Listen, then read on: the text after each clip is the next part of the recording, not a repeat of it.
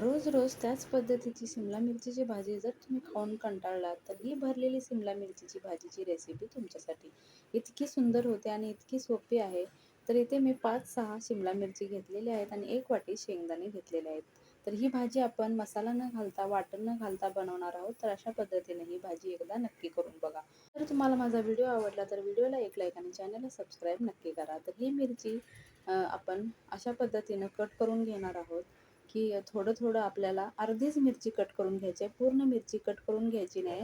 नाहीतर ही मिरची आपण फोडणी घातल्यानंतर सगळी एकदम अ, अ, बारीक होऊन जाईल. तर अशा पद्धतीनं थोडी-थोडी आपल्याला कट करून घ्यायची आहे, जेणेकरून यामध्ये आपल्याला जो आपण शेंगदाण्याचं जे कूट आहे ते ह्याच्यामध्ये भरता यावं. इथे मी शेंगदाणे बारीक केले होते, त्याची साली काढून अशा पद्धतीने मी वाटीत काढून घेतलेलं आहे. तर हे आपल्याला मिक्सरला लावायचं आहे आणि हा छोटासाच एक मसाला नाही आहे, पण हे शेंगदाण्याचं कूट आपल्याला बारीक करून घ्यायचं आहे.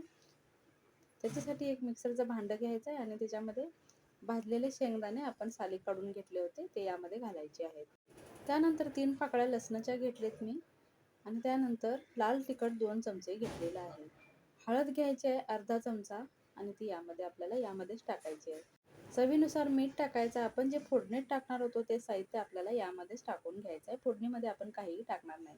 तर अर्धा चमचा जिरे आहेत ते यामध्ये आपल्याला टाकायचे आहेत. कोथिंबीर घालायची आहे.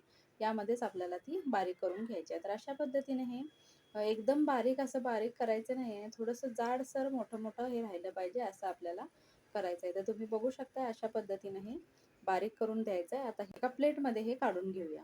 तर आपल्याला हे ओलं करून घ्यायचं आहे. तर केलेलं सगळं जे आपण मिश्रण होतं मिक्सरमधलं ते सगळं मी एका प्लेटमध्ये घेतलेलं आहे आणि त्यामध्ये 2-3 चमचे आपल्याला पाणी घालून ते थोडंसं मिक्स करून घ्यायचं आहे. मिश्रण थोडंसं ओलं करून घ्यायचं आहे कारण ते आपण सिमला मिरचीमध्ये भरणार आहोत. त्यामुळे एकदम पातळ नको. फक्त 3 ते 4 चमचे फक्त पाणी ॲड करायचं आहे अंदाजानुसार आणि त्यानुसार आपल्याला हे घट्ट करून घ्यायचं आहे. तर अशा पद्धतीनं मी हे घट्ट करून घेतलंय. तुम्ही अशा प्रकारची भाजी एकदा नक्की करून बघा. इतकी अप्रतिम होते. तुम्ही 1 भाकरी नाही 2 भाकरी खाल अशी ही भाजी होते. तर एकदा ही नक्की ट्राय करा. सोपी आहे आणि तुम्हाला ही भाजी कशी वाटली मला कमेंट सेक्शनमध्ये नक्की सांगा. तर आता हे मिश्रण करून घेतलेलं आहे आणि आता आपण मिरचीमध्ये हे भरून घेणार आहोत. तर मी यामधल्या बिया काढलेल्या नाही. तुम्हाला जर बिया नको असल्या तर तुम्ही यामधल्या बिया काढू शकताय. तर अशा पद्धतीनं थोडा-थोडा मसाला घेऊन आपल्याला यामध्ये हा भरायचा आहे. अगदी व्यवस्थित असा सगळीभर हा मसाला भरायचा आहे. सगळ्या मिरच्यांमध्ये अशाच पद्धतीनं जे आपण शेंगदाण्याचं बनवलं होतं कूट ते अशा पद्धतीनं भरून घ्यायचं आहे. तुम्ही बघू शकता सगळ्या मिरच्यांमध्ये अशा पद्धतीनं मी हे भरून घेतलेलं आहे आणि बरोबर मसाला झालेला आहे. 4 लोकांसाठी ही भाजी आहे. तर अशा पद्धतीने ही मिरची मी भरून घेतलेली आहे. तर आमच्या कोल्हापूर भागाला ही अशी भाजी बनवतात.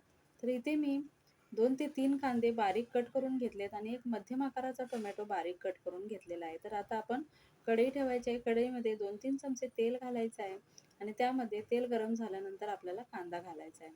कांदा हा छान लालसर होईपर्यंत आपल्याला भाजून घ्यायचा आहे. तुमच्याकडे ही अशीच भाजी बनवतात का? मला कमेंट सेक्शनमध्ये नक्की सांगा. तर हा बघा कांदा असा एकदम लालसर होईपर्यंत आपल्याला हा भाजून घ्यायचा आहे आणि त्यानंतर कांदा भाजल्यानंतर आपल्याला यामध्ये टोमॅटो घालायचा आहे. तर टोमॅटो 2 मिनिटं परतून घ्यायचा आहे आणि यामध्ये आपल्याला घालायचं आहे थोडंसं मीठ.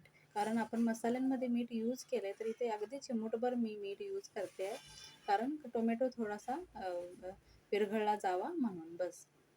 तर आता ही मिरची आपल्याला भरली होती ती उलटी करून घातलेली आहे. कारण मसाला करून जर खाली घातलात तर तो सगळा खाली तळाला चिकटला जाईल मसाला. म्हणून मी अशा पद्धतीने ही मिरची जी भरलेली बाजू आहे ती वरती करून अशा पद्धतीने आपल्याला वाफेवरतीच शिजवायचं आहे. तर 10 मिनिटासाठी मी हे झाकण ठेवून दिलेलं आहे.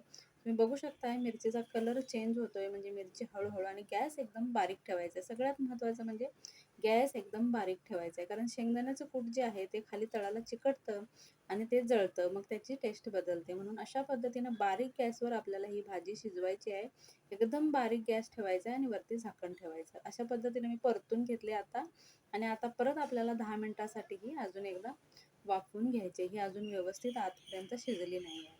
तर पुन्हा एकदा मी झाकण ठेवले आणि 10 मिनिटासाठी हे शिजवून घेतले. तर आता बघू शकता ही मिरची पूर्ण विरघळली आणि पातळ झाली आहे. तर अर्धा कप पाणी मी यामध्ये घालत आहे तुम्हाला जर हवं असलं तर पातळ अशीच रस्सा भाजी अजून अर्धा कप घालून पाणी तुम्ही करू शकताय.